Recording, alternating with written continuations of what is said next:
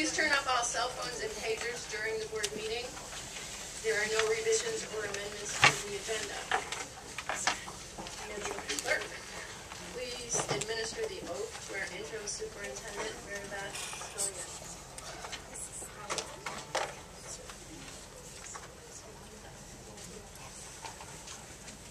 I will support the Constitution of the United States. I will support the Constitution of the United States. And the Constitution of the State of New York. And the Constitution of the State of New York. And that I will faithfully discharge. And that I will faithfully discharge. The duties of interim superintendent of schools. The duties of interim superintendent of schools. According to the best of my ability. According to the best of my ability.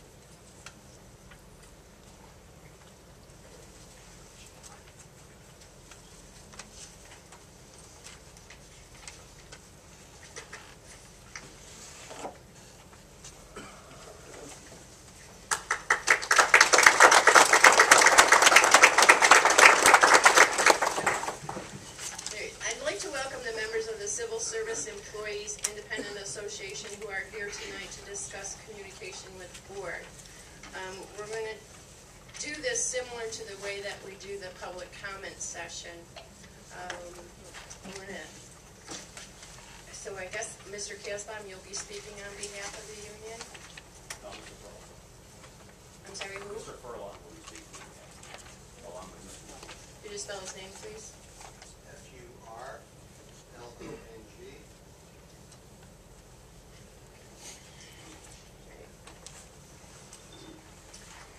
Just a little background before we start. As I said, I want to thank you for coming to address the concerns that were brought to the August 14th meeting. Prior to that time, there were many board members that had no idea that there were concerns.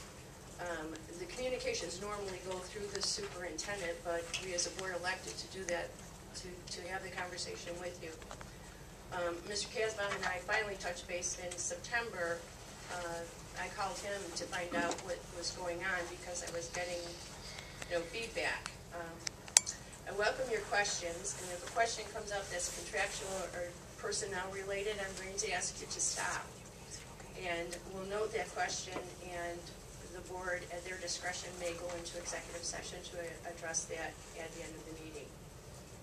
I ask, just as in public comment, that all your questions are directed to the superintendent or the board president. We look forward to resolving this and working together. So, Mr. Furlong, the microphone.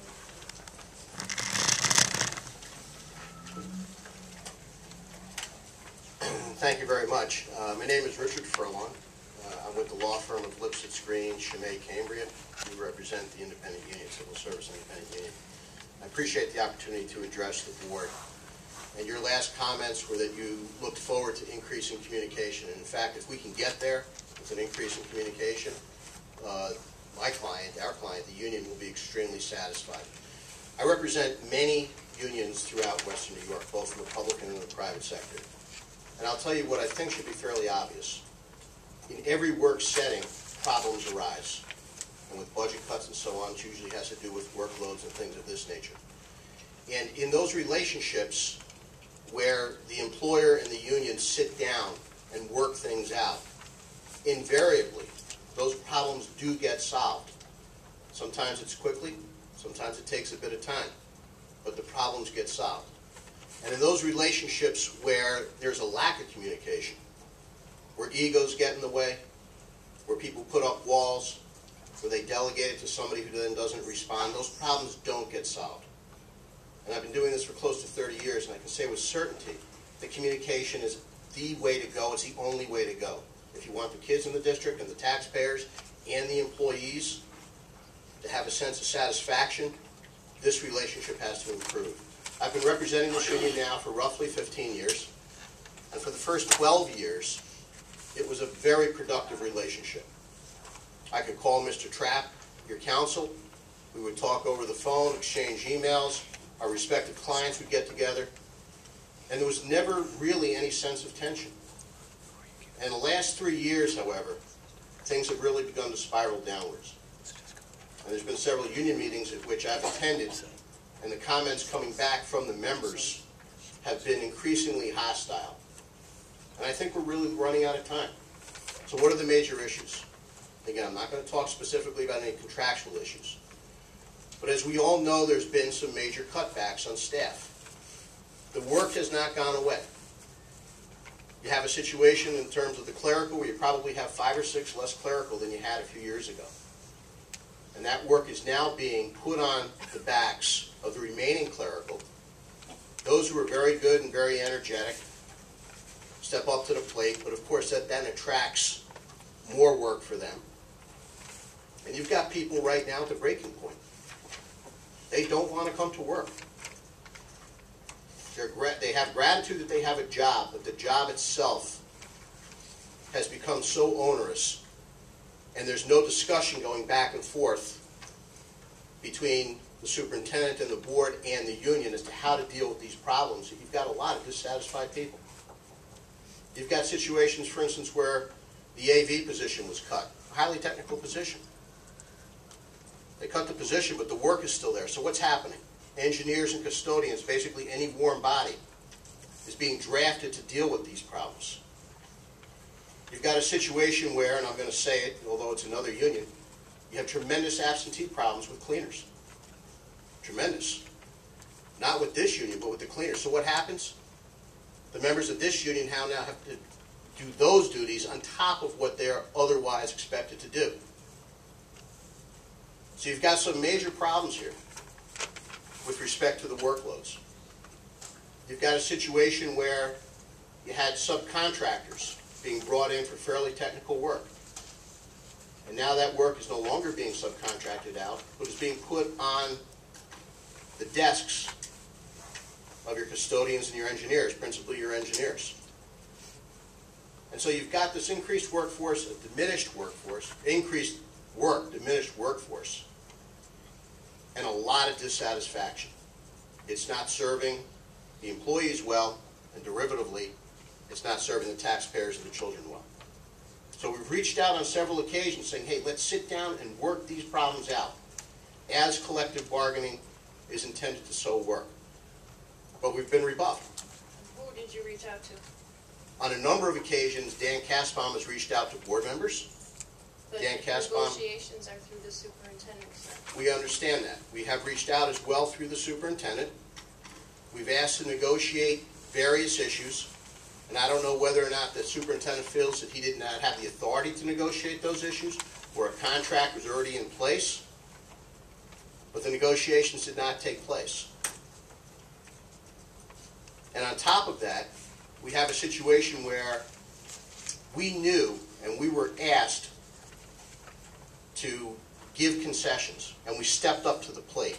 This union stepped up to the plate when it came to concessions 2 years ago. No other union, to my knowledge, did that. Last year, the board came and said, hey, the taxpayers are really stressed. We understand that. We need a wage freeze. The union came back with certain proposals that would save you money, including increased premiums being paid by employees, including putting an extra shift on the weekend so you'd save some overtime on your custodial, and some other measures. We never heard back. The union never heard back from the Board of Education or the superintendent with respect to those offers. It's not the board's duties to respond, it's the superintendent. The people in the union, as much as we appreciate what they do not report to us. They report to the superintendent. I understand that superintendents negotiate with the union. I understand that. I also understand that the Board of Education is the final authority in any school district. As a Board of Education that either makes things happen or doesn't make things happen. Upon recommendation, yes. You said that this started 3 years ago. Roughly 3 years ago. Until the group showed up at Central School and stood up that day, I had not heard anything previously. I've been on the board for 5 years, and I've actually spoke to some of the union representatives. No one's ever said that they had a problem with communication, and I believe your officers have actually said they had very good communication with the superintendent. So I don't know where this is coming from. It's very confusing. Okay. It is a fact that, that Whitney had a very good relationship with Dan Kaspam. Right? When I I speak about the things going, spinning out of control, I'm talking about the increased workload, I'm talking about the stresses that are at work. Added to those stresses are some, basically, I'm going to characterize them for what I believe they are. They were, imprudent moves by the spouses of certain board members, certain comments by certain board members with respect to the skill set of employees that really did not need to be made, but of course they got back, and there was that sense of underappreciation by certain union members, that board members were taking shots at them. We have a spouse of a certain board member who's approached more than one individual in this union away from the work site and said, hey, why is your union doing this? So on and so forth. That's utterly inappropriate. So you've got individual members who are feeling like they're under siege. You've got a union as a whole that feels like it's under siege. You've got a union as a whole that, of all the bargaining units in this district, has stepped up to the plate more than once to address the needs of the taxpayers, and we know those needs are real.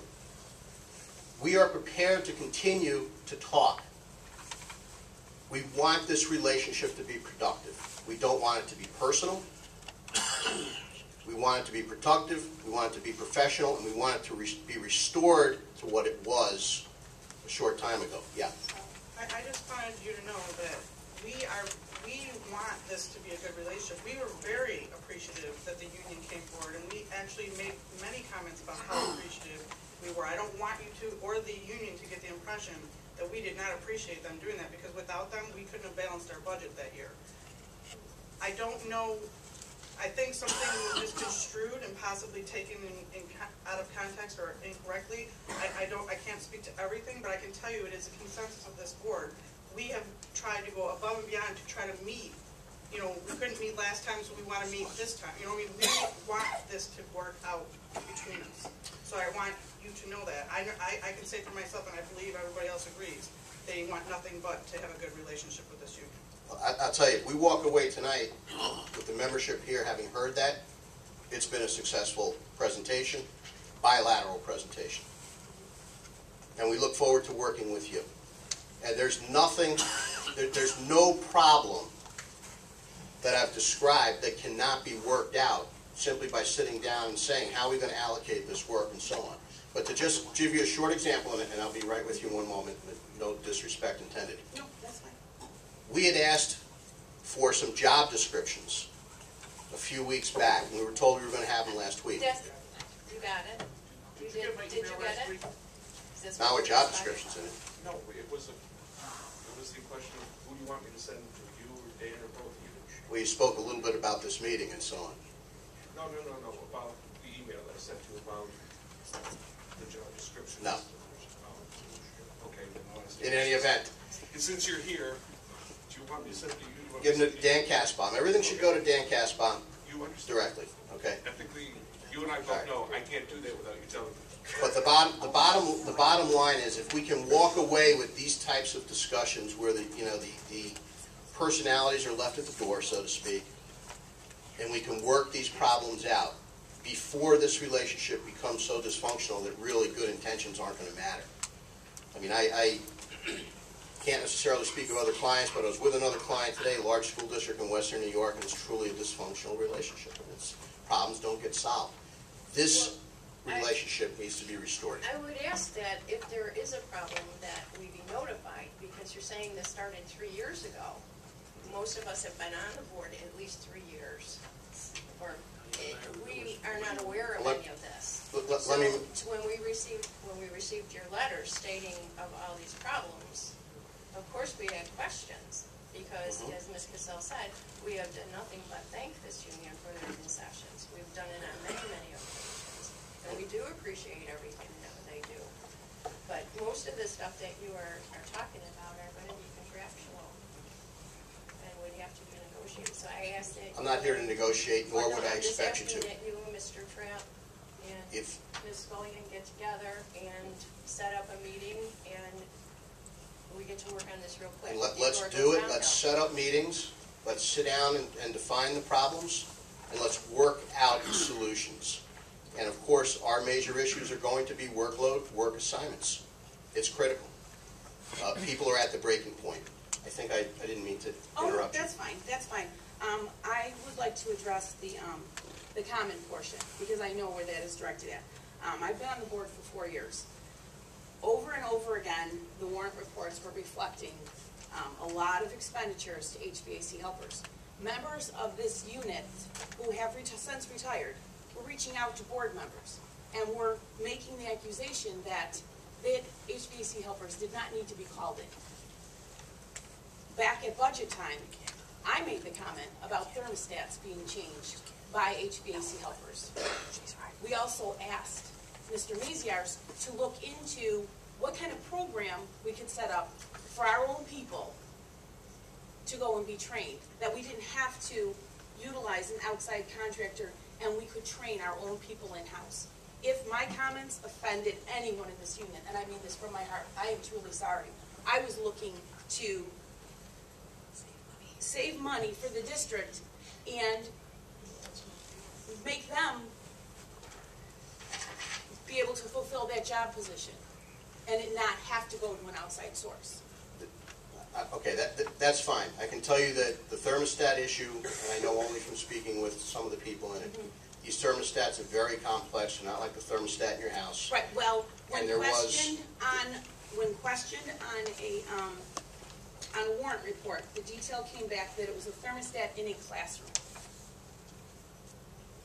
Being someone who was getting bombarded by former members of this union who have since retired, they were feeling that every time they turned around that these people, that this company was being called in. I was looking for our own people to further their careers and go to school to learn these skills and be more of a, not that they're not valuable employees, but to be able to do the jobs in-house. Save money overall that could roll back to them instead of being expended out to an outside company. So again, if I offended them, I am extremely sorry. From the bottom of my heart, I meant no offense to anyone. There was some offense felt that it went to their professional skills. I understand that you didn't mean it. Let's move beyond that. Right, Let's then all go I can forward. do is apologize for it and hope that they understand the sincerity. And I'm sure that they all accept that, and they accept the sincerity. Right, so all right, so we need to move forward. We need to summarize here, Need to okay? summarize simply, if what we have is, and what I understand, is that we are going to sit down at the table. Yes. We're going to start to negotiate these issues that I generally spoke of tonight. That's all we're looking for coming out of this meeting. And you have my assurances, and I know I speak for Dan Kasbaum, you have his assurances that the union is going to cooperate with you, assuming we get the cooperation back, and these problems will be solved. And we realize that it all goes through the attorney and the superintendent, that it's not the board that has the ability to do that. I know, but this is not, this is not the city of New York and so on. This is a bedroom community, and if there's a certain, if We there's still a... have laws that we have to... I understand that, but I've also had when I first began representing this client, just so that the record's clear, there was at least one board member, sometimes two, at negotiations, all right, which was unusual. But in the Tonawanda, that was being done. So there is a history of board members being directly involved in negotiations. I know because I witnessed it. Yeah. My question is, we have issues that need to be addressed from previously that are more executive session material, and I would like to request council and the president and whoever else is responsible for speaking on their behalf to meet with the board, because we have some specific issues that we need to clarify and get out in the open and have taken care of. So I would like to request that. I don't think we'd have any objection to that. We would welcome that. If he can wait, We can do it at the end of the meeting, but just so they don't leave. as long as they're willing to wait. I mean, I want their counsel I'm here. willing to wait. I'm sure that And I Dan would want be. to make sure the president is able to stay. So I'll wrap up my comments. I think you know where we're coming from. I've heard nothing but good comments coming from the board tonight. I appreciate that. The people that I speak for appreciate that, and let's move forward. Thank you very much.